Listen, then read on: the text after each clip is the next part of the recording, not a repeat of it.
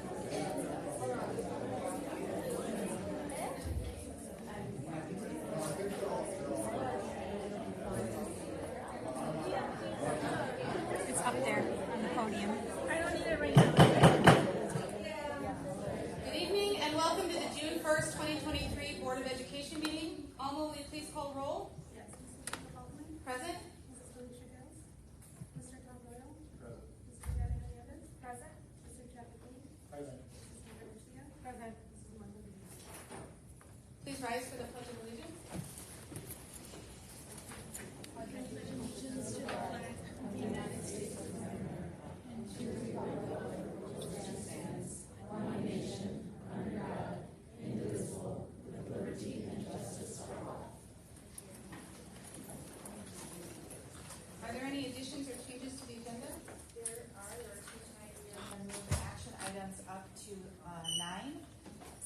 children can get home with their families and get to bed. And then we're going to move building goals from 5D to 10A as well. Great. Shared agreements. I have shared agreements tonight. As we come to the end of the school year, I'd like for us to reflect upon the shared agreement, adhere to our belief in our students' full potential and successful future. This year, we've made some tough decisions to repurpose Pioneer School to be our early learning center, to modify our dual language program. Fundamentally, these changes are because we are dedicated to our students' successful futures. These changes will help establish a stronger foundation for our students before kindergarten and help ensure our students are bilingual and biliterate. The changes at the middle school, such as those to the GATE program and backward mapping from the high school curriculum, are because we want to ensure that our students are set up for success in high school. We believe that all of our students can be successful, and you can see this in our strategic plan as well. As long as we continue to make decisions focused on this, I think we will continue to make the best decisions for our students. Also, tonight we are celebrating our retiring teachers, and I want to say thank you, not just for the years you've put in with us, but for your dedication to our students. And I know that this belief that I've just talked about has been core to your work. You have believed in our students' futures, and you have touched the lives of many children over the years. So thank you for your work with our kids to help them realize their potential. All right, board salutes, which are also me. We have a salute to Madison McMurray, who is a student at Indian Knoll. This is from Amy Rasmussen, the Learning Behavioral Specialist, also from Indian Knoll. Maddie is one of Miss Amy's 5th grade buddies. She comes into the classroom every day to help with my students. She also helps me with the after-school program ASAP when I have kindergarten students. Maddie has made Google slideshows for both my classroom and my ASAP classroom. She makes slideshows to welcome the students and also makes social stories. Maddie helps so much throughout the day, especially at lunchtime. All of my students respect and respond so well to Maddie, it warms my heart.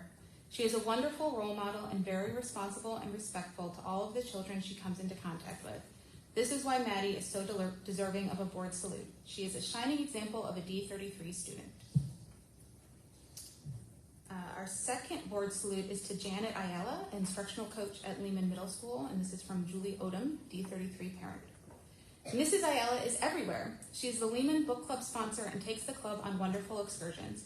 Her commitment to the Lehman students and community runs deep. We are grateful for her time, energy, and leadership.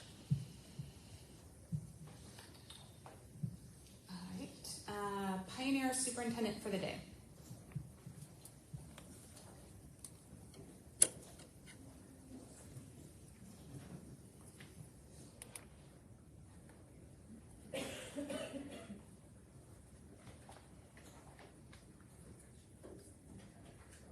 Hello, so I would like to introduce you to two of our ladies who got to enjoy being superintendent for the day. They are two 4th graders.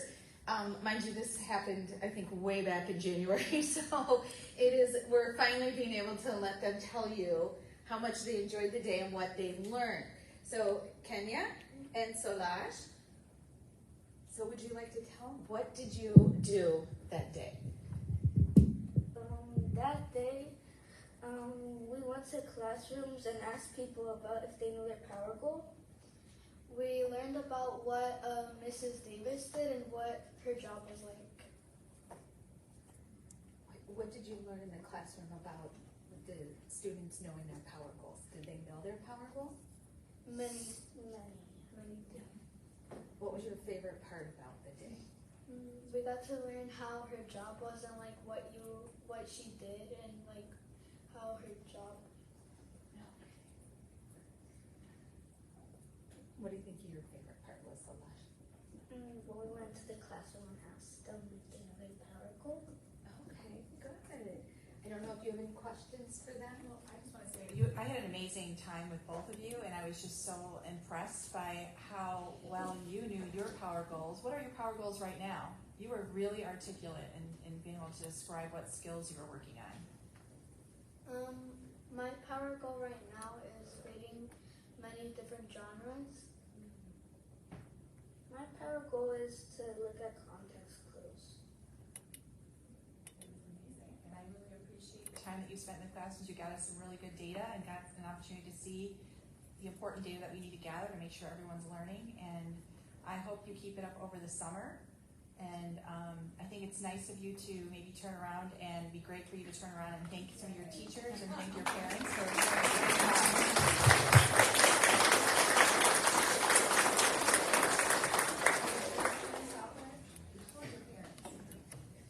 Who are your parents? Point out your parents. Great job, Tom. Who else is out there? Way in the back, yeah. Amazing job. They're amazing kids. Thank you so much. I really enjoyed it.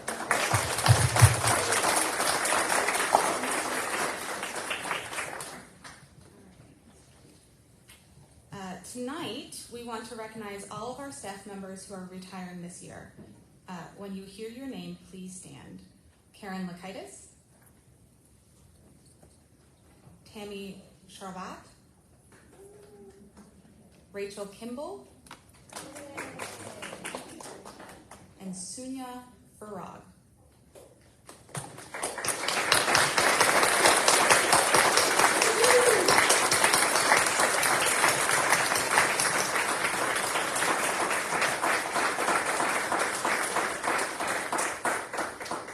There are some people who couldn't make it tonight, but we still want to recognize them. Veronica Sizowski, Rosalind Rodriguez, Jeanette Hernandez, Anna Lur, Paul Schenkel, Lela Favia, Guadalupe Nieto, and Sue Cox. On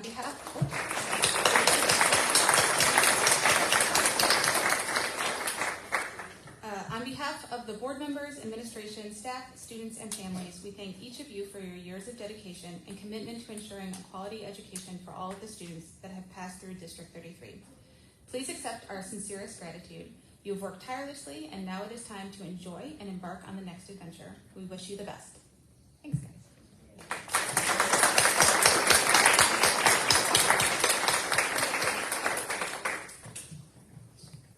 Courier School Showcase.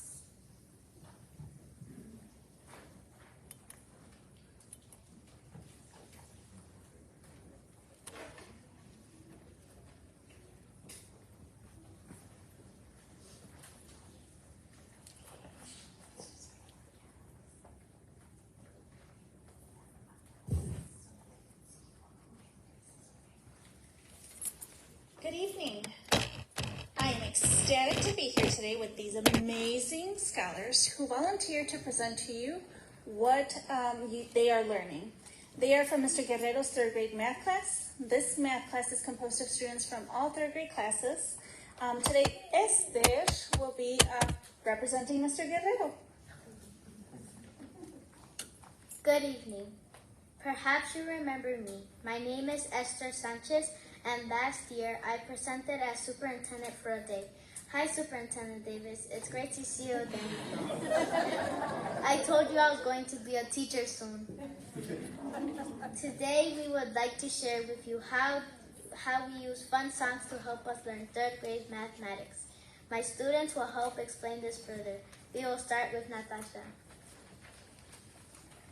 Hello, I am Natasha Reyes. Since the start of the year, we are introduced to multiply and divide. Can you believe we need to memorize the multiplication tables? We also expand our knowledge of rounding large numbers. During our geometry unit, we learn to calculate the perimeter of shapes. All of this knowledge can get tricky, so using songs help us remember it all. Take it away, Diana. Good evening. My name is Ileana Gonzalez. It takes a lot of hard work to remember all of our multiplication tables, but Mr. Guerrero helps us build automaticity for multiplication and division fluency. Those fancy words mean that we can multiply and divide faster by singing catchy count by songs. For example, to solve 3 times 9, we sing our count by threes.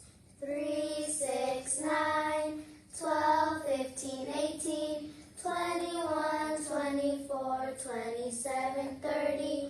That's the way we count by threes. Next time, won't you count with me? Or we sing our count by nines. 9, 18, 27, 36, 45, 54, 63, 72, 81, 90. Then we definitely know the answer is 27. My friend Alex will share about rounding. Buenas tardes. My name is Alex Lopez. Aside from multiplication and division, we are also able to use songs to round to the nearest 10 or 100. For example, if we need to round 836 to the nearest 10, we would sing, "We will round you like this." We will round you up, round you up. Find the place, look next door. 5 or more, you raise the score. 4 or less, you let it rest. Look to the right, put your zeros in sight. We will round you up, round you up. As you can see, the answer will be 840. I want to mention that the song also introduced students to a classic tune which helps us build on our biculturalism. This means that Mr. Guerrero taught us a pop culture song and changed the lyrics so that we would learn rounding in our math class. Up next is Bianca. Hello, my name is Bianca Rachel. Good to see you again, Superintendent Davis.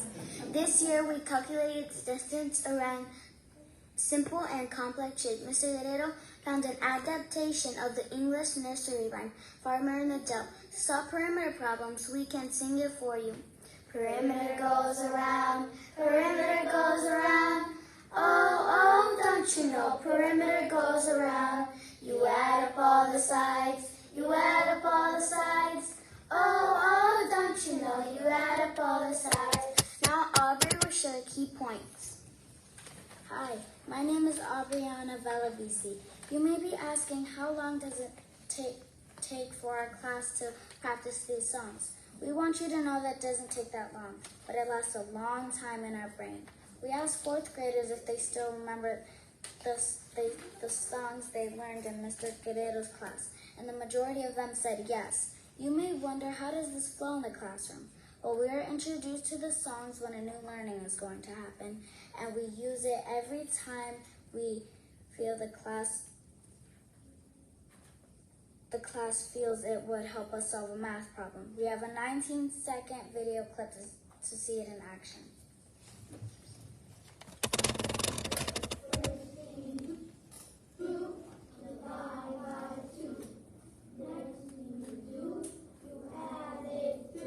Now we're going to have to find 2 numbers that are going to add to 41 in your house.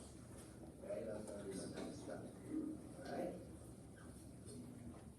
During the video, we were finding the size of a rectangle in order to find the area when giving only a perimeter. Esther will do the closing. We thank you for allowing us to present tonight. When Mr. Guerrero asked us if we wanted to present, we were ecstatic, and our class suggested we present on this topic because we feel it's pretty cool to learn math through songs and rhymes.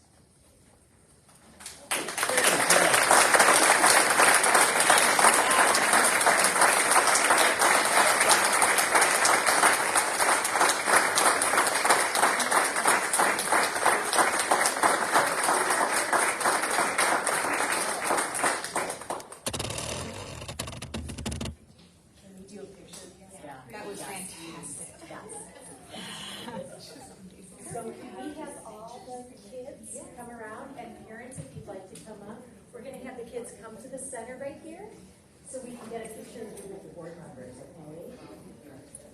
So you're going to come right up here.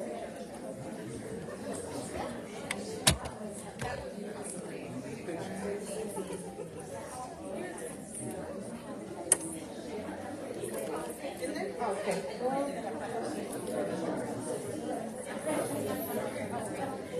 They're actually board members. All right. Ready?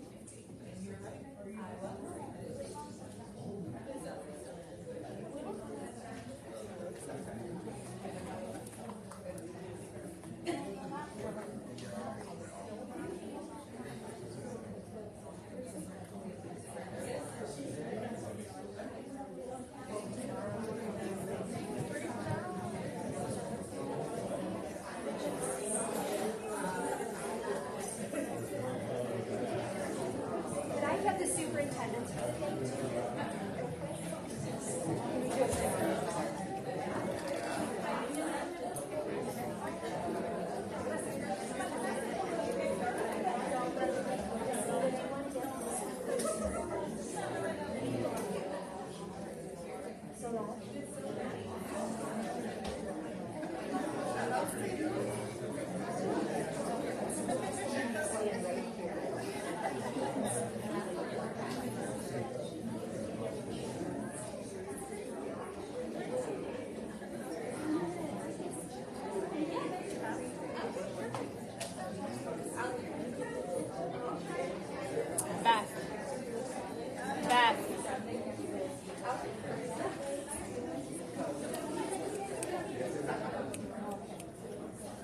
Beth, are you starting the principal presentation?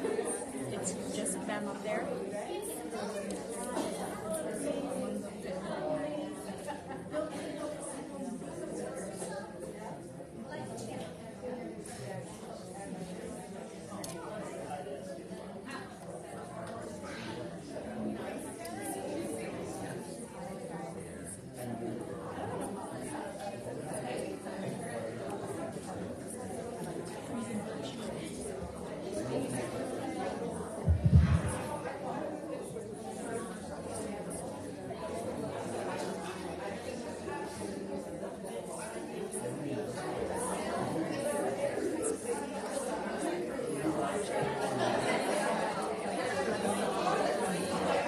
Is there an epoch statement for tonight?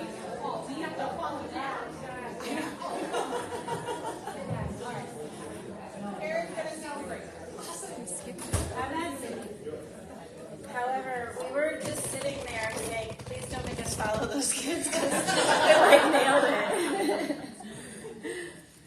All right, Tristan's going to start. So good evening. As we stated in September, eTalk's goal this year was to continue to create and develop a culture of collaboration and accountability that would support the district in meeting the needs of all stakeholders. This year, we have made great gains in this area.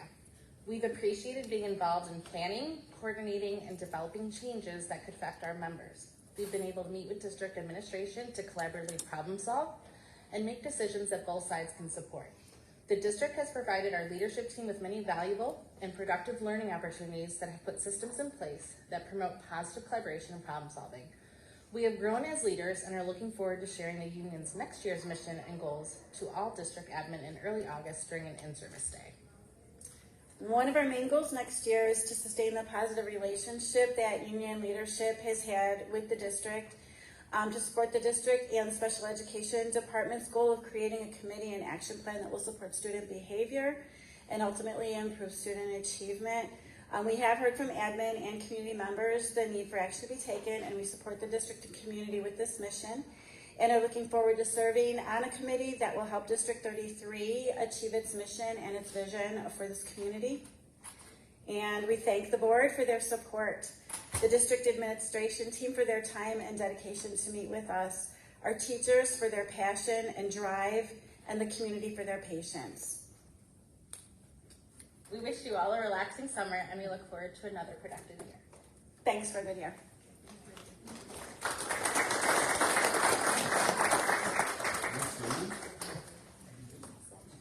Is there any public comment? You don't want to hear this. Only in the show. Superintendent news, Courier School. Let me go grab that. She has to say goodbye.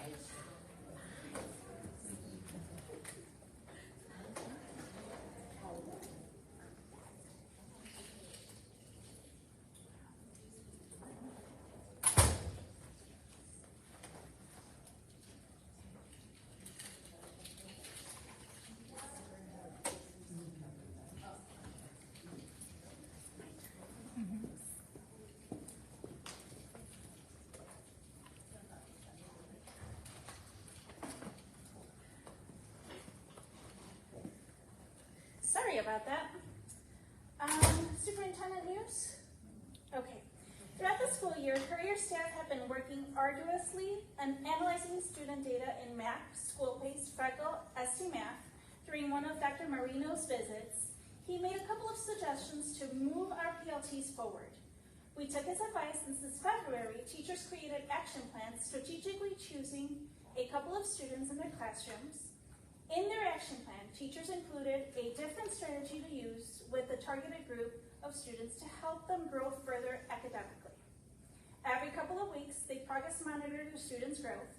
At the end of 6 weeks of implementation during PLTs, staff reviewed the strategies and decided whether to keep the strategy because the students were making adequate growth, or if they needed to switch the strategy because students were not making adequate progress.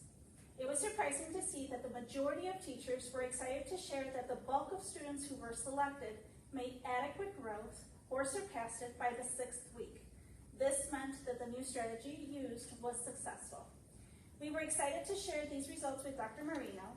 So when he joined our PLTs a couple of weeks ago, he shared how impressed he was with the great strides classroom teachers made, analyzing data, and reflecting on their teaching practice and progress monitoring. We have taken it a step further. At a recent building leadership team meeting, we invited Career's incoming principal, Anthony, and Dr. Marino. The team and all of us conversed about how this work will be carried over to the next school year.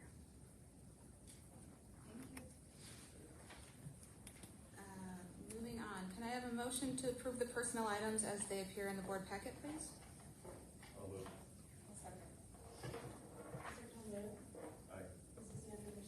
Aye.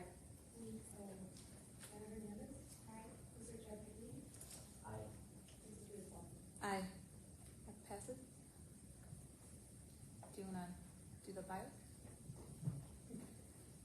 Okay, I have 2 exciting announcements. To make. I'd like to start first with Julie Odom, if she would like to please stand.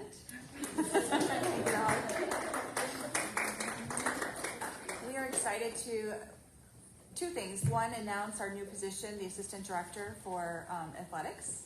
And one of our goals in our strategic plan is to really grow our athletic program and after-school program. And so we're very pleased to announce that Julie Odom will be taking that position. A little bit about Julie. During the past 2 decades, Julie Odom was a physical education teacher at Hadley Junior High in Glen Ellen. She's been an integral member of the department, which twice received blue ribbon status from the Illinois Association of Health, Physical Education, Recreation, and Camps. Julie was actively involved with students by coaching a variety of sports, serving as a club supervisor, and as the director of the school-wide intramural program. Julie also used her leadership skills supporting her former school as an elected member of the building leadership team. She was also chosen to be a member of the district wellness initiative team and was recently a qualified teacher on the unique cardiac response team. As a former collegiate athlete, Julie understands firsthand the benefits of competitive team sports. However, she is confident that participating in sports at any level has a lasting positive impact on the whole child. Additionally, she firmly believes that involvement in any school activity provides a unique opportunity to build community relationships, foster communal pride, and aid in maintaining long-term self-esteem. Julie grew up in nearby Carroll Stream. She received her degree in health and physical education with honors from North Central College and earned her master's in educational leadership and administration from Aurora University. She's excited to be serving in her home district and looking forward to cultivating student opportunities at all levels, and we are extremely excited as well. Thank you so much for choosing West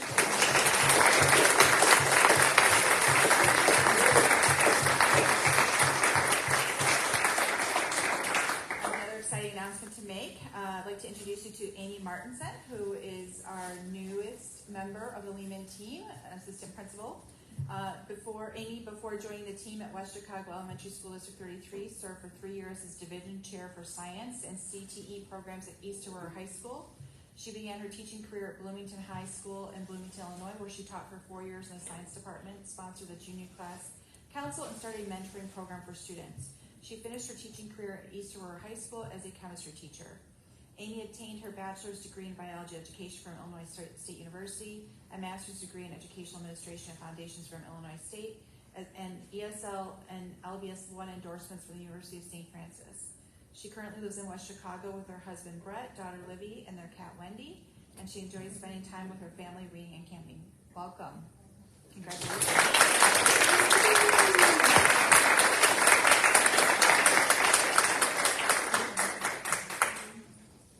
Welcome.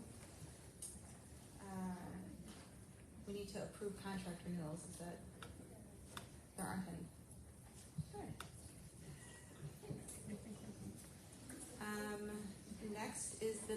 goals presentation.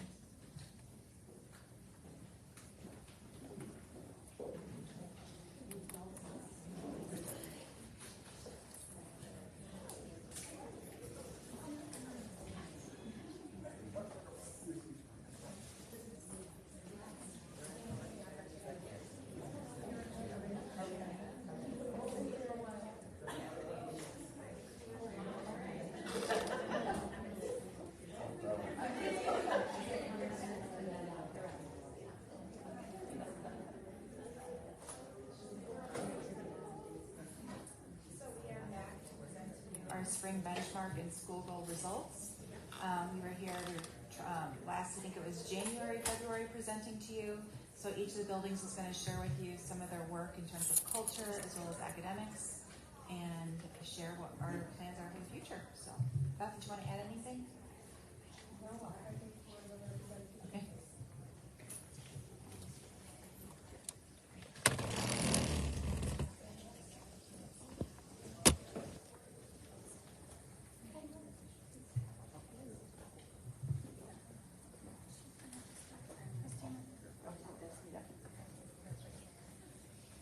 We were just talking back here about how well we know how to clear a room, I would say, when we talk about building goals. So, for whoever's left, somebody does.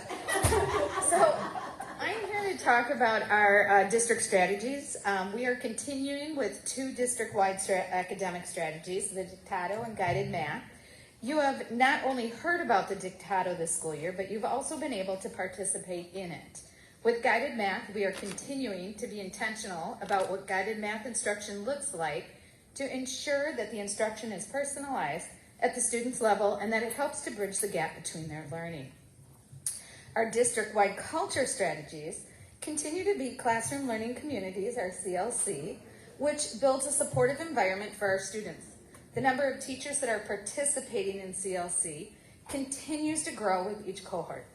We also have our professional learning teams, or our PLTs, which supports and encourages collaborative teachers, and our academic parent-teacher teams, the APTT, which promotes family involvement.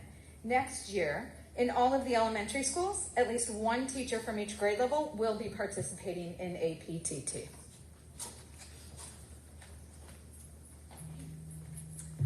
Well, up there you can see in Birth to 3, we showed progress in all across all areas, and I've talked about in the past that the work in Birth to 3 really focuses on increasing the amount of language heard and used at home for young learners. And we know that that amount of language heard young has that later correlation to school readiness, and we like to think about the work that happens in Birth to 3 really has the potential to impact preschool targets and then long-term district targets. So in literacy, we were just shy of our goal. We saw tremendous growth in this area. And I also like to point out that it's a 1.4 scale. So we did score at 3.80, which is almost at 4. So we were really pleased with the progress our families made in really trying to increase the amount of interaction that they're doing around books, not just reading books, but really interacting in that two-way reciprocal way with them. Instead of a math goal, we have a target that is related to supporting 29 specific interactive behaviors that support later school readiness. And so what we're looking at is kind of an overall average in a subset of those 29 that are specifically related to teaching. And these are skills that have correlation to later reading and math skills. And so that assessment is scored between a 0 and a 2. And so we saw some nice growth in this area, but we were just shy of the goal that we set for that one. And then finally, you can see that we met both of the targets for parents and for staff in the culture goal areas. And this really indicates that parents are feeling supported to be able to connect with other parents in their community, which is related to kind of some of that long-term family resilience. And also we can see that our staff felt supported to implement techniques that are helping to support parents with literacy and math skills. So that is another goal of our program, is to make sure staff feel equipped to go out into the field, since our program is out in homes and they got to be able to do those things on their own. So thank you.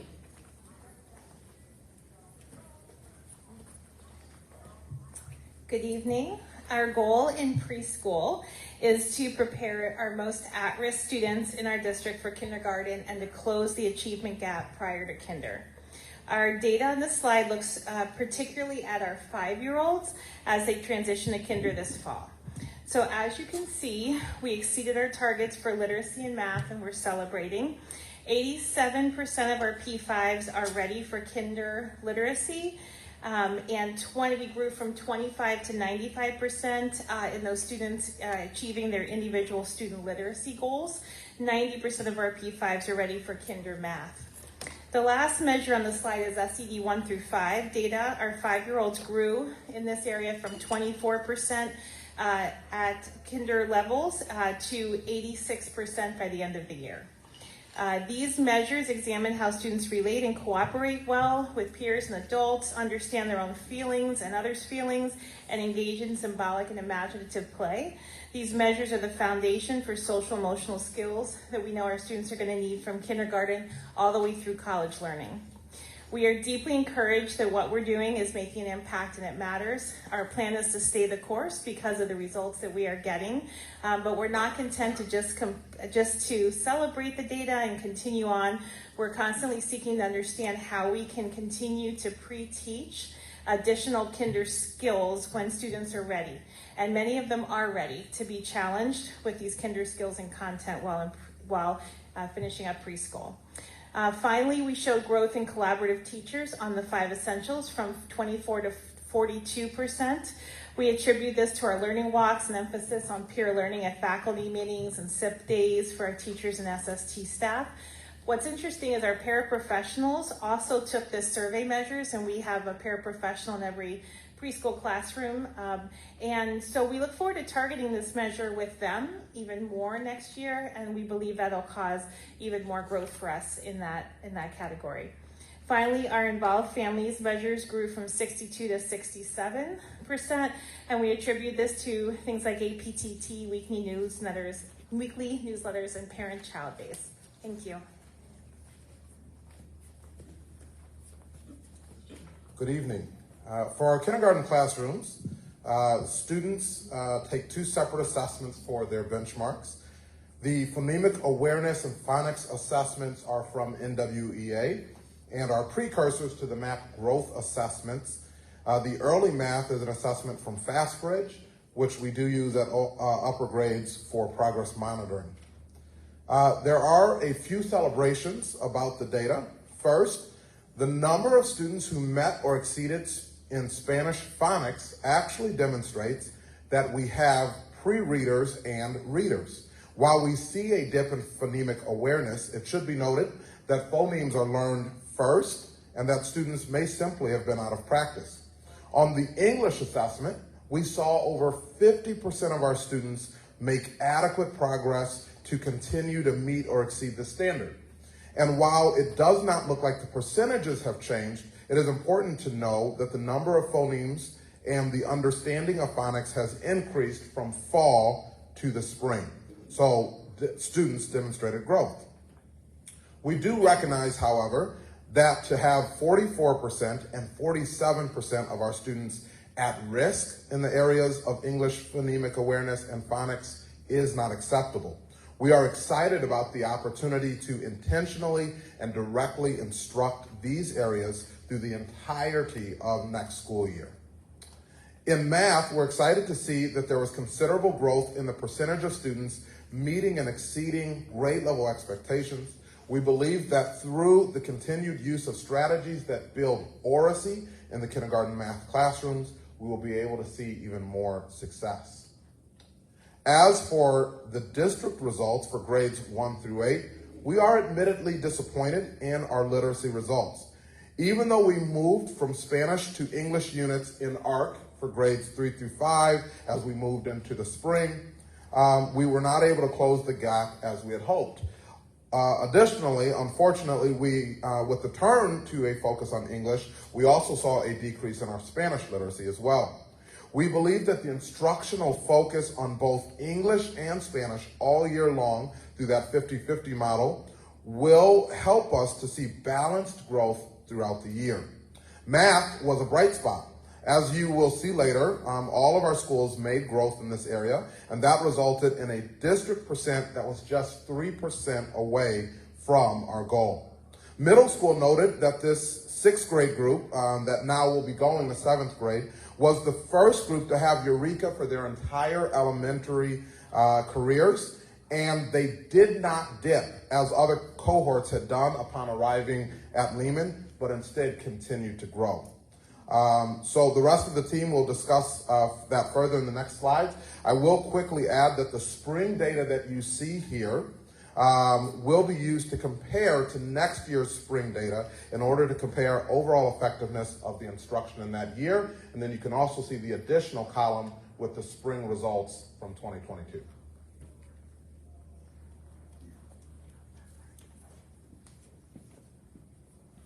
As stated before, we are disappointed with our English literacy results. It is worth noting that everyone stayed within the relative number, gaining a few points, losing a few points from fall to spring, demonstrating that our current programming is keeping our students stagnant. We recognize that our students need to make more than a year's growth to close the achievement gap. This is why changing our programming gives us hope for next year, when our K-2 teachers will focus on developing students' phonemic and phonological awareness so that students can become independent readers faster. The monolingual classroom teachers will have time in their schedules to focus on developing students' proficiency in writing and language. An additional change we are looking forward to for the next school year is having established a new focus for our instructional multilingual learner coaches. One of their goals is to partner with staff and help them fully understand access testing scores and language development instructional strategies that will propel students from the developing stage to the expanding stage, increasing the amount of students exiting access.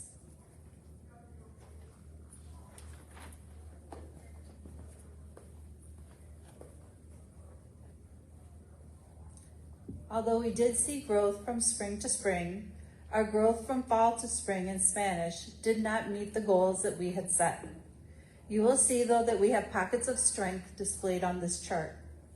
Those pockets of strength can also be found at the building levels, even for those of us who did not make the spring goal that we set in the fall. In response to the data, we have drilled down to the classroom and students. We are currently working with a plan for next year connected to what we have learned from our teachers that are closing the achievement gap. We will be implementing more coaching cycles, collaborative learning walks, dual language professional development across all buildings, and focusing on the science of reading with our kindergarten, first, and second grade teachers. We are really excited to see the impact of the 50-50 language allocation next year, as we expect to see positive results. This is new, and it is going to afford us the opportunity to instruct in both English and Spanish daily.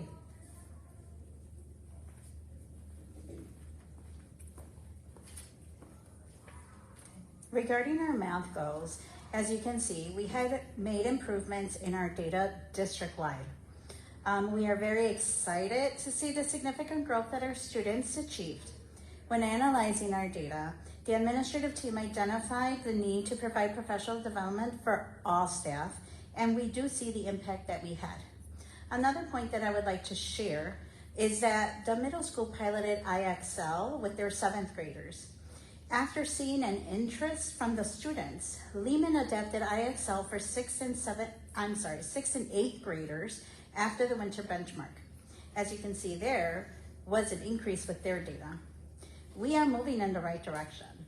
We will continue with our district strategy of guided math within all classrooms. We are collaboratively working on our master schedules, which will align to ensure that each and every one of our students receive the individualized instruction that is needed to continue our upward trend.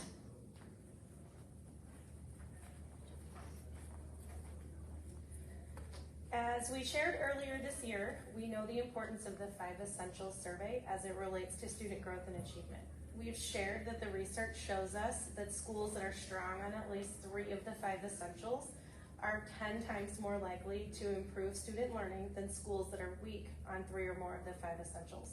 For that reason, we've been intentional in our practices this year in response to last year's 5 Essentials data to improve climate and culture and positively impact our 5 Essentials outcomes for this year. For our students, which on there is the bottom line that you're looking at, For our students, we focused on the category of supportive environment. This is a section of the 5 Essentials survey where students respond about their experiences within our buildings, academically, socially, and emotionally.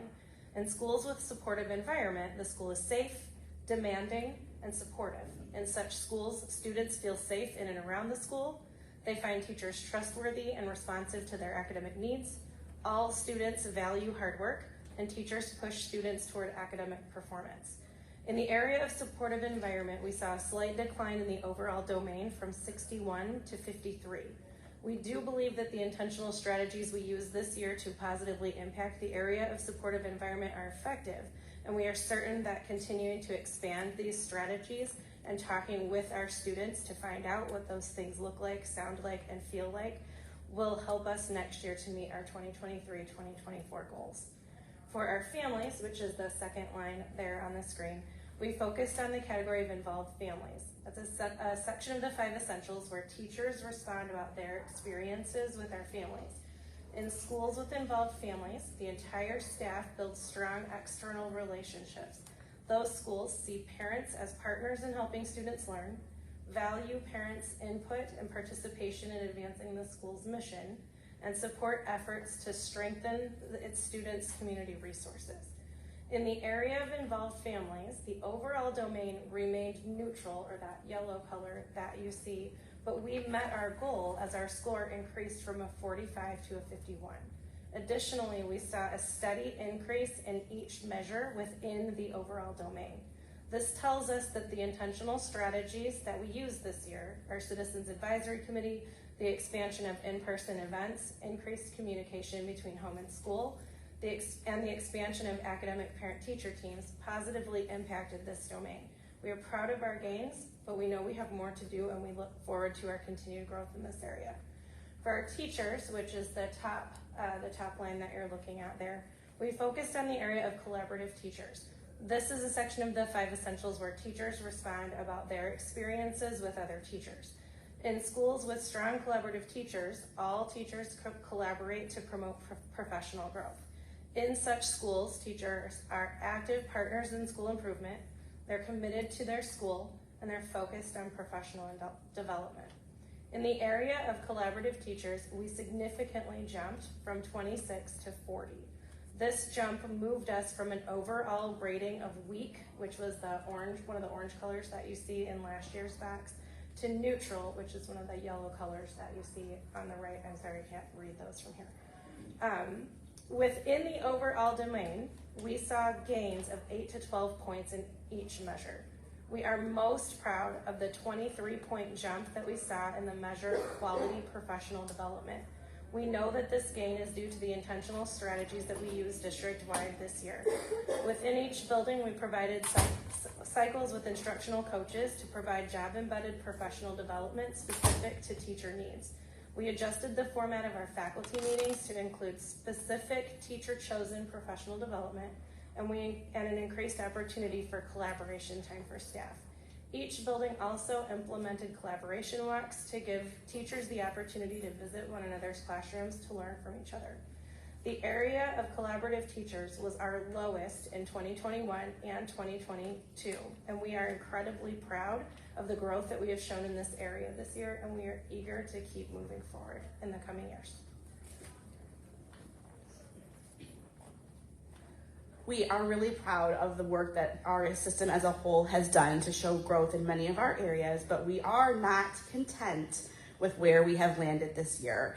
The changes that we have on the horizon across all of our content areas and all of our schools will place a heavy emphasis on preparing our students for the next level. You have heard me talk over and over again about high school readiness for the past several months, and I am really proud that Lehman is not taking this work on alone. From our earliest learners in the Birth to 3 program through 8th grade, these sweeping changes across District 33 will open avenues for choice in high school and beyond high school through college and career readiness for our students. In the coming weeks, we'll reflect on all of this data and work as a team to pinpoint what exactly worked in which classrooms and what was going on in those rooms. And then from there, we'll choose our district strategies for next year. As we do so, we always reflect on our portrait of a graduate to ensure that students leave us with not just the academic skills, but also the soft skills in place to be successful in any path that they choose. At all of our levels, we know that backwards planning with the end in mind is crucial, and that all students deserve access to the highest levels of rigor in education at every level from birth through 8th grade, especially as we're preparing them for high school. We want to thank you for your support of our growth this year and for listening to us as we've walked you through many, many, many changes for the coming year. As always, let us know if you have any questions about our thoughts or the directions that we're headed, and we are really excited for the 23-24 school year. On this last page, just for your reference, this slide contains all of our school plans on the page. You can refer to them for a more detailed look at the work of each of our schools. Thank you for your time. I just want to comment real quick on the work that these principals have done and their teacher teams. I'm particularly proud this year. I know this is a heavy lift, a lot of changes, a lot of work. I know you're not happy with some of your results. I've seen some of your comments and your faces, fallen faces and some of that, but I think you need to be really proud because there are areas that really grew that were really a real struggle for us that will build that momentum for us to get where we need to be with these changes next year. And I think the area of focusing on collaboration and your teachers is where we really, I think, are going to see the greatest impact because our teachers are the ones who get the work done. And the fact that you put so much emphasis on taking care of them and listening to them and responding to them is going to be what we need for next year because a lot of changes are going to happen. So please be extremely proud of yourself. That was a huge, huge jump that was district-wide. So that is something to be extremely proud of. That was very difficult to do. I've looked at other schools. I was, of course, Googling to see, where's everybody else? I do that, but we're in a good spot. So thank you so much for all of your work. And I have to also comment on your collaboration amongst each other is amazing. You work as a tremendous team and the district level team as well together. I'm very, very proud and I'm extremely excited for what's to come for this district, and our kids. Thank you very much.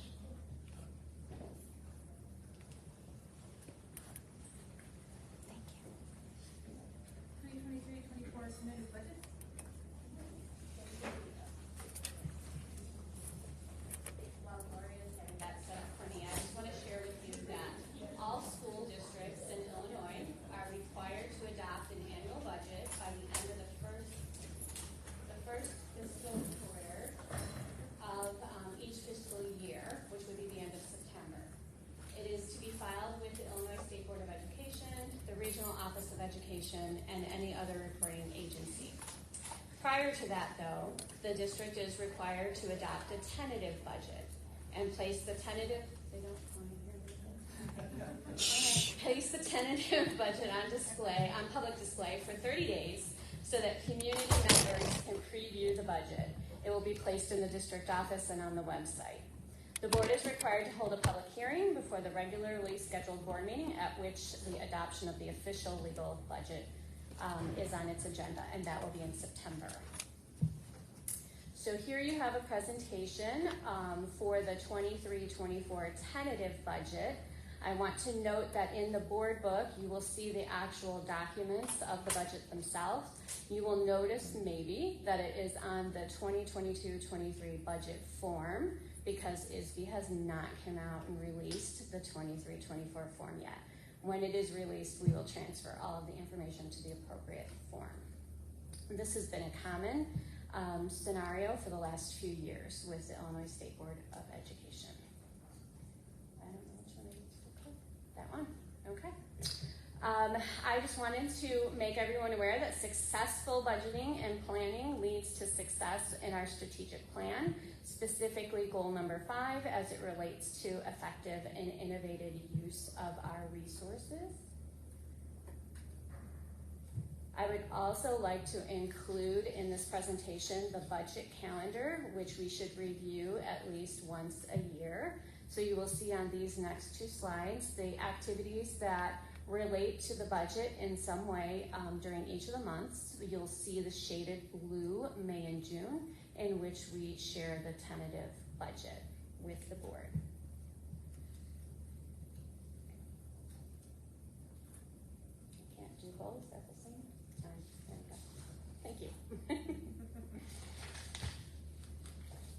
Okay, first the anticipated revenues for the district for fiscal year 24. On the right. Yeah. We got this. Local revenue is $46,736,242. The bulk of that, about 49%, is made up of property tax revenue, as well as our local revenue in the form of corporate personal property replacement tax. You will note that the CPI for December's 2023 levy was 5%, I'm sorry, 2022 levy was 5%, and it will also be a 5% in December 2023.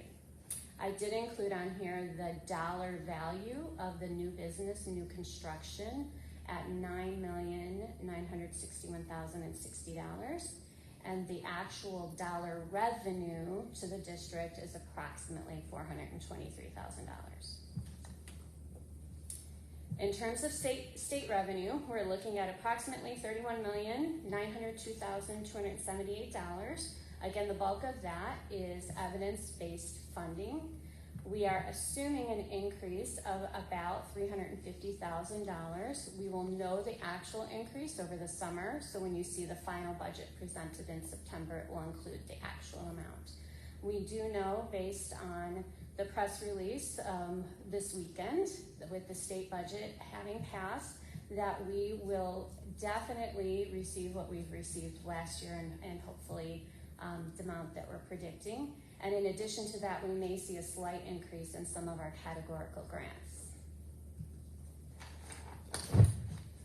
Federal revenue is expected to be $13,501,761. That includes our title grants, our National School Lunch Program, IDEA, Medicaid, and our ESSER funding. This number also reflects the $5,461,350 out of ESSER 3 that we are contributing towards the capital projects, the air conditioning. All said, our total anticipated revenue when you combine local, state, and federal is $92,140,281. As far as our expenditures, I wanted to take a moment to just remind the board of what has already been approved. So on the left-hand side, in the left-hand box, you see the approvals that the board has previously made that are based on new evidence-based funding, or at the bottom, grant funding. And on the right-hand side are the positions that were approved that were repurposed of other positions. Salaries and benefits comprise approximately 75% of the school district's budget. This year's salary projections were based on the union bargaining agreements of all three unions, and all of those bargaining units, salary increases are tied to CPI. So as the district's revenue increases, the raises will increase, and as the district's revenue decreases, the raises will decrease proportionately. In addition to the salaries, we are projecting about a 5% increase in health insurance costs based on our last few years' renewals. Transportation is a purchase service that is isolated because it has its own fund. So I wanted to demonstrate what changes, if any, were there, and there's very little. We are continuing to provide paraprofessionals on special education buses when they're willing and able, as well as we've expanded that to some of our regular buses that require it based on student behavior. Band and orchestra shuttles are expected to continue, and then just a reminder that we were able to renew our transportation at 6.5%, which is significantly lower than our surrounding community. The remaining supply and materials are projected a 5% increase, the CPI essentially increase. We know that inflation is continuing to hit the food and energy areas most heavily. We did renew our food contract on the surface at 16%, but after our commodities, it's an 8% increase, but all of it is 100% reimbursable. And we also have locked in our energy prices lower than the current rates that are going on. So our energy does not increase with the market or CPI at this point. Additionally, in this budget, I am including several items that are one-time purchases. There is a need for a new soundboard or microphones in the LMS cafeteria and an estimated cost of about $30,000.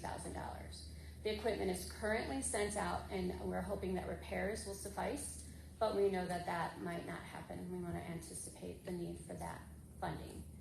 Additionally, there's been talk about Board of Education meeting equipment, the cameras and microphones that we see here. So we've allocated an estimate of what it would take to upgrade the system that we're using now.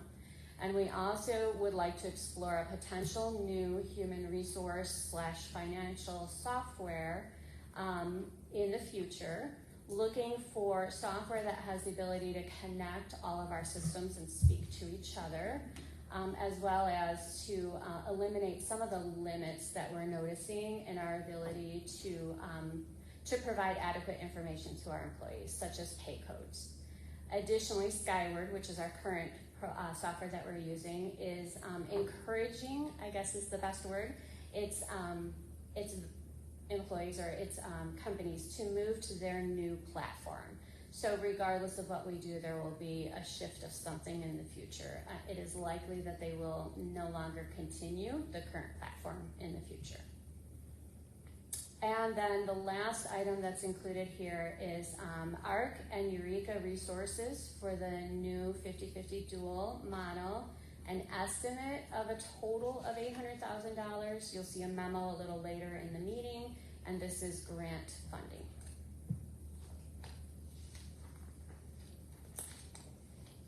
In September, I will be required to read every beginning fund balance, receipt, expenditure, and ending fund balance.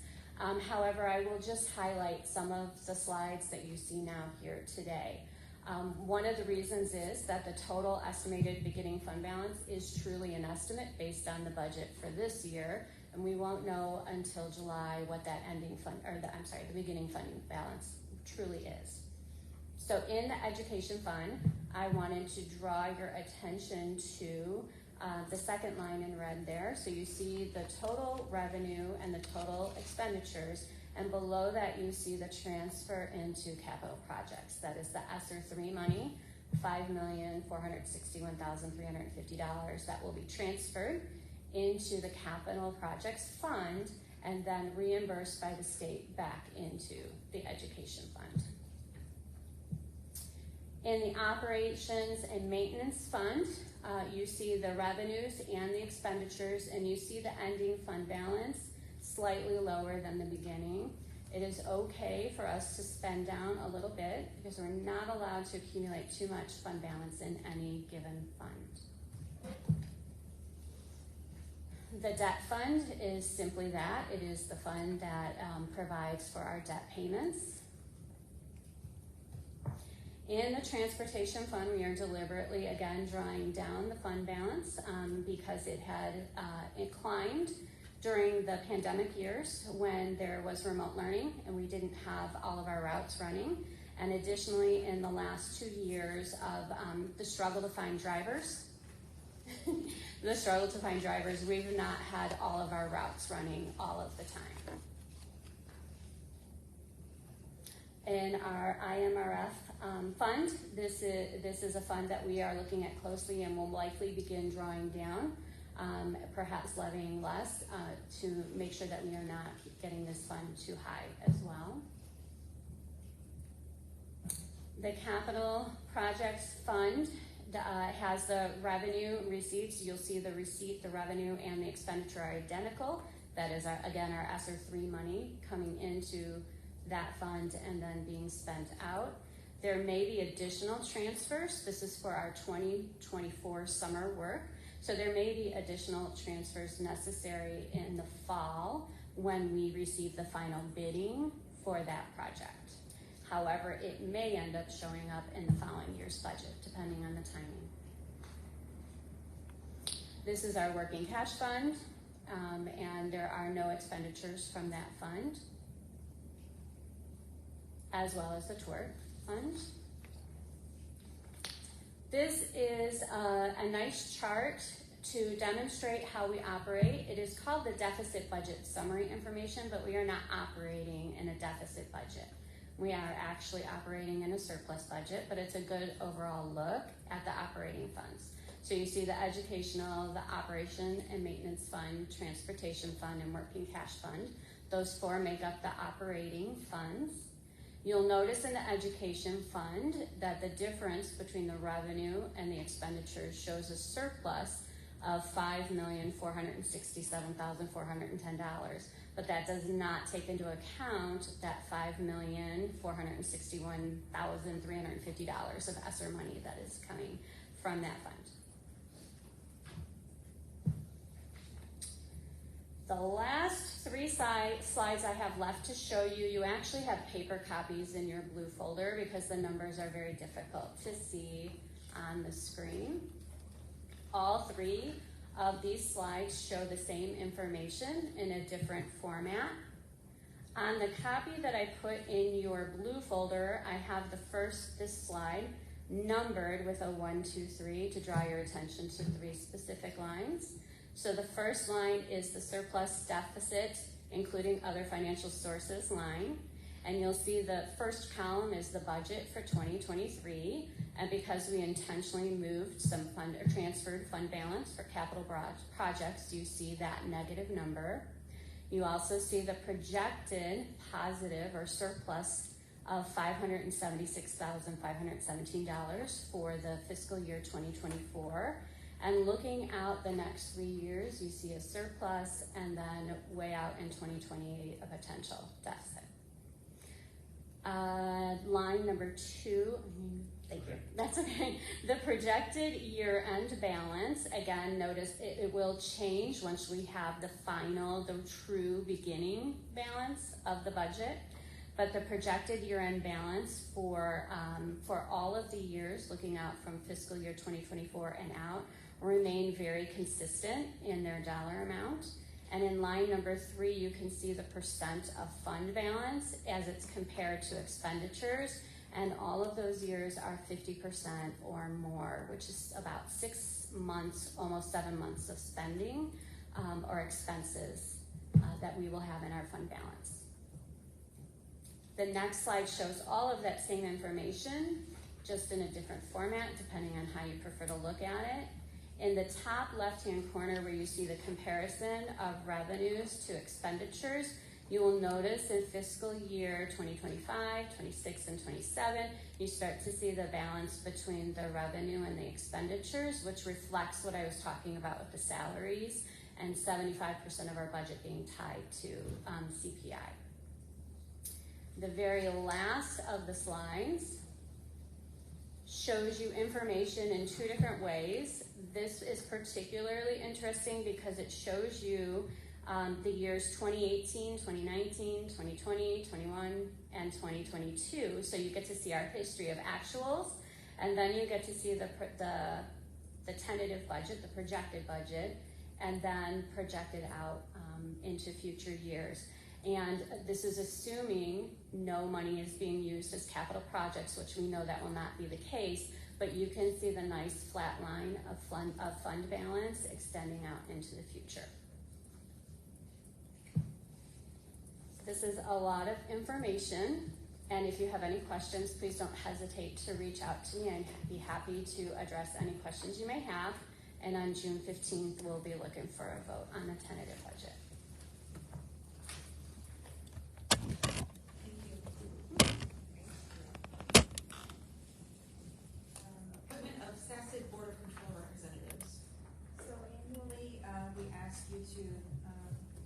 Determine who is going to sit on the Board of Control as well as the Board of Directors. This year, the Board of Directors has now transitioned to being led by all 18 superintendents that are part of SACIT. So now it'll be all superintendent represented. There is an alternate though that's needed just in case the superintendent cannot participate or cannot be at one of the SACIT meetings. Those are monthly. I attend those. It's the third Wednesday of every month. But in addition, there's also a board of control that is responsible for approving the budget as well as hiring the executive director. That is a 4-time-a-year meeting that Tom has been representing us on. Yeah, I'm just trying to correct you, that's board of, governing board. I'm sorry, governing board. You're right, governing board. We used to be board of control, now it's board of directors. So those two we just need to determine. One, I obviously will be the board of directors, but we'll need to know if Tom is going to continue or if somebody else is going to represent exactly those 4-time-a-year meetings, and then who the alternates will be as well. I know I'm your alternate right now.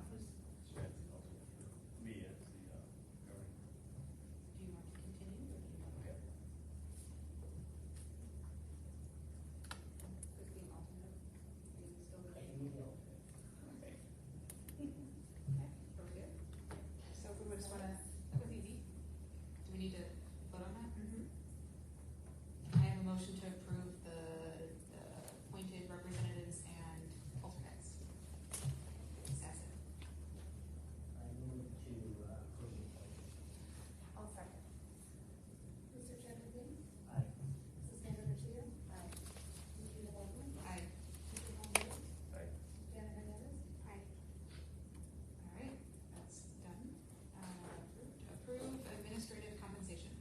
Okay, we are requesting approval of administrative compensation as it appears in the board book, with one exception, and that is of Anthony Huglier, who was recently approved as principal of Courier School and will receive the entry-level principal salary. Can I have a motion to approve the administrative compensation as outlined in the packet? I'll move. I'll second. Ms. Rita Baldwin? Aye. Ms. Sandra Garcia? Aye. Mr. Tom Lewis? Aye. Ms. Janet Hernandez? Aye. Mr. Chairman? Aye. Passes. Quick insurance renewal? So back in December or early January, the board voted to continue with Click Insurance. So now I am back here to share with you the dollar amounts of the renewals as they came in. So in the board memo, under the background or historical information, I've included a chart that shows everything from 17-18 all the way to current. You will notice the workers' compensation has increased. There are two factors that primarily impact that. That would be the rate of claims, but additionally it would be the salary increases that we have seen within our district within the last year. The property, casualty, and student accident has also increased, and the rationale behind that is the high inflation rate as it relates to the replacement cost of materials to replace anything that has been destroyed either through weather, which they're also monitoring and noticing that there have been more incidents of hail and tornado within the Midwest area, and they're also seeing more and more accidents with batteries, the lithium batteries that are impacting or damaging buildings. So those are the two that stand out the most. You will notice that our cyber liability that we purchased, the additional liability, actually decreased from last year. So I just need a vote on this, and it can be June 15th or it can be today if you're ready. Either way.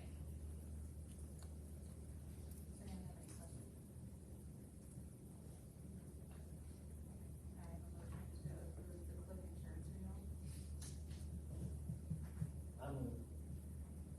I'll second. Mr. Chairman Green? Aye. Ms. Rita Baldwin? Aye. Mr. Tom Lewis? Aye. Janet Hernandez? Aye. Ms. Sandra Garcia?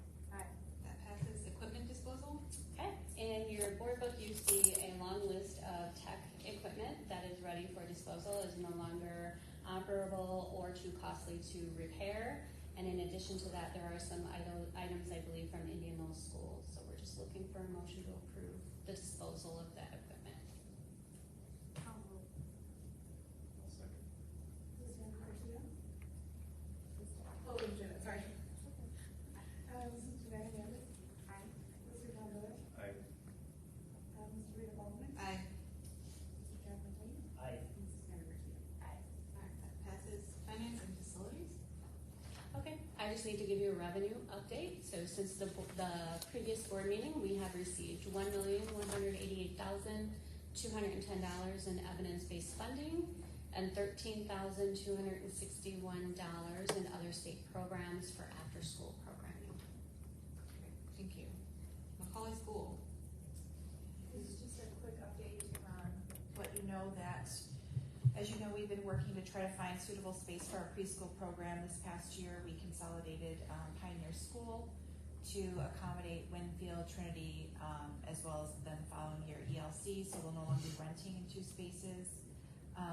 As well, we also have a Birth to 3 program that's been renting at St. Michael's. At the same time, we have been for many years trying to come up with a suitable solution to Macaulay School, which is also our property that we've had for many years and has been in badly needed repair.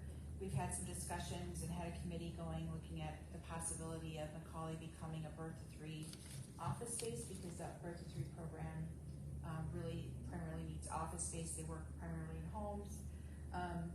Karina Villa did reach out and let us know that through the Rebuild Illinois Project Fund, she was able to allocate $925,000 for infrastructure improvements to Macaulay School for it to be used for that type of space. We've received money before for, I think, playgrounds. It doesn't come all at once. I'm going to turn this over to Karen and John, because there are some implications. It isn't money that you receive, Yep. just in, Yeah, exactly. So we did receive money for the playgrounds, and we have also received additionally 2 separate grants through the same DCEO is where they come through. It's the Department of Commerce and Economic Opportunity. One for $1 million and one for $1,690,000. Both of those 2 grants that we received most recently are allocated towards the air conditioning projects that we have going on. They are grants that are reimbursable. So we will first incur the expense, and then the grant will reimburse those funds to us. So the last time we spoke about this, we talked about reaching out to Landmark Illinois. At that time, they were not interested in doing any pro bono evaluations of the project. We had just gotten an assessment through Archon, but Landmark Illinois wanted the opportunity to do that, but they only wanted that if the board was committed to any kind of improvements. At that time, we just said we can't make that commitment. The amount of money that would cost is just needed for other projects. So I did reach out to Landmark and let them know that this money had been allocated to the district for Macaulay School. They are very interested in reaching out to some of their pro bono architectural firms that will be working with Fred and Karen to come out and take a look and give their assessment of what they think the needed repairs would be. So it's another second opinion. So it's kind of exciting.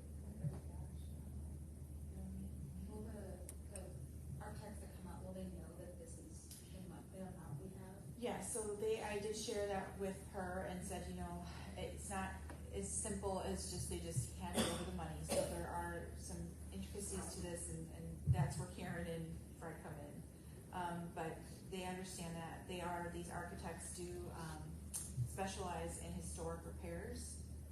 So they may give us a different kind of quote than Archon does. I don't know, but it's really, I think it's important because there are some specifications since it is on the historic landmark listing that we would have to follow, so they'll give us that estimation. I think the most important or biggest consideration right now is just a concern over another winter with the roof and what that might entail. So I think it's important that they come out as soon as we can get them out here to kind of take a look and see what that might entail in the cost. Because if it doesn't make another winter with that roof, that might make this even more expensive. I don't know. So it's tarped. So it's helped a lot. Yeah, it's had to be re-tarped again. It blew off. Yeah, but I mean, thanks to Karina Villa, it's at least an option, and it's exciting news, I think, and will help us, I think, address a couple of concerns. One, suitable space for Birth to 3 as well, which we did talk about the mobiles being a possibility, although mobiles have never been really a permanent solution. That's brought some concerns from staff in terms of it not being weather-related issues, but it's worked for now. But we've been renting in lieu of that, so. Great. Thank you. Purchasing of literacy materials? As you've heard with Karen's budget presentation, with the shift to the 50-50 dual language model, we will be needing English art materials. As well, David Burns is going to be supporting our K-2 teachers with, you heard from our principals today, how we're really focusing on phonics and phonemic awareness to get our students reading. And so we are requesting some supplemental materials to support the teachers with teaching the phonics and phonemic awareness. So I'm requesting just approval to purchase the ARC and the supplemental materials, as well as the professional development to support this shift to our dual language model. This is all grant funded? Yes, I'm sorry. Yes, it is all grant funded. I don't need a vote until June 15. However, it would be great if we could get it today, just so that we can get it ordered to get there. Are there any questions or comments? Can I have a motion to approve the purchase of the literacy materials? I'll move. Mr. Campbell? Aye. Jan Hernandez? Aye. And Mrs. Rita Waldman? Aye. Mr. Joe McLean? Aye. Ms. Sandra Garcia? Aye. That passes. Resolution for continuous use of mobile classrooms? So the next three items are items that we do annually. The first is the resolution for the continued use of mobile classrooms. I can see in the future some changes maybe to how we're using them, particularly at Turner and at Pioneer. But for this upcoming 2023-24 school year, it will require the resolution for the continued use of mobile classrooms. I do have it dated for the 15th, so if you want to hold off on a formal vote till the 15th, that's fine. And the second resolution is a resolution of confirming the unchanged conditions for approved hazardous busing. The hazardous busing list comes from the state. It is determined by the state, and we are just approving that there are no changes to that list. It is. I like to give you your two meetings. And then the last one is a resolution transferring interest earned in the working cash fund. The working cash fund is a fund that we are not allowed to accrue interest in, and we are required to transfer that to an operating fund that we deem necessary. And in this case, it's the operation and maintenance fund. The amount is $11,441.29. So they will all three appear on the June 15th agenda for a vote.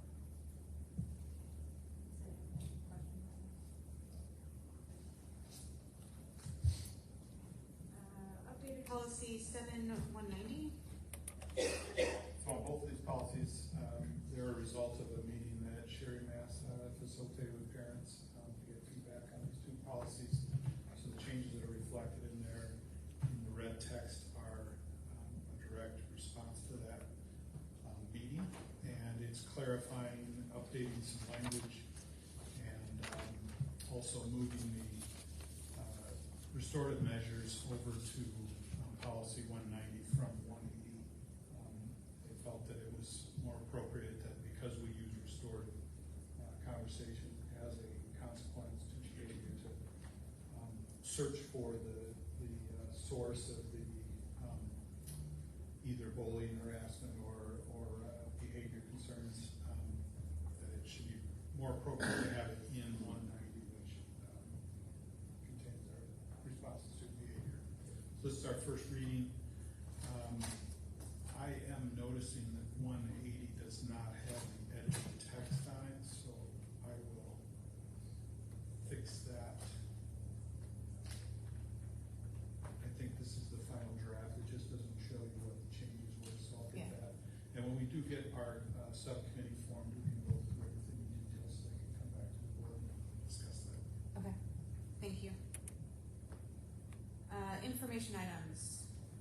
Are there any suggested agenda items for the next board meeting? Board outreach? Oh yeah, we were filming that. It was good.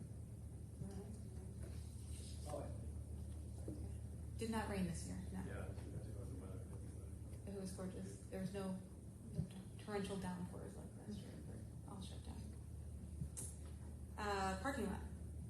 I did. I want to talk about, I had a wonderful conversation with Judge Jennifer Barron, where she reached out that she wants to work with District 33. So I think it would be a great opportunity to have her come either to Lehman. I think we were discussing to the civics class where they can ask questions. They can talk about what happens in the circuit clerk. She even mentioned students can ask questions, what is it that she does exactly? And then she even spoke about having a field trip where we have certain students who go, they shadow her, and then they can see what actually happens in the circuit clerk. So definitely would want Lehman to take advantage of that. Cruising, because they go through different careers. So she could talk about law. Gloria, do you think you could, it's kind of at the end of the year, so it might be hard to arrange now, but if we could somehow see about arranging for that next year to have. I did share that with principals, and I was going to suggest that if we could do that sometime next year, just because at the end of the year it's so busy, and I know classrooms have just a schedule. But next year I think it would be great. And so I did keep, Christina did send me the information, and so I do have that. Okay, thank you. Thanks for sharing. Any open comments?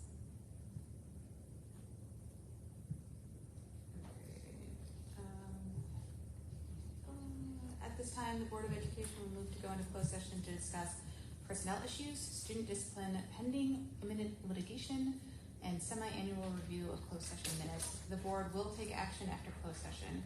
Can I have a motion to go into closed, please?